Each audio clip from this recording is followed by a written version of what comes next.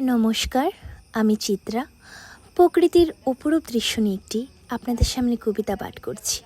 আশা করি আপনাদের ভালোই লাগবে। প্রকৃতির কথা।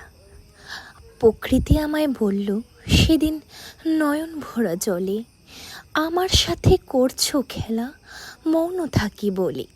ভুলে গিয়েছে অহংকারী মনুষ্য জাতি, শুধু নয় তারা আমার সন্তান সহস্র, বাঘ সিংহ হাতি। তৈরি হচ্ছে বহুতল, কাটছে বনভূমি, উপহারে তাই দিয়েছি ঝড় বজ্র সুনামি।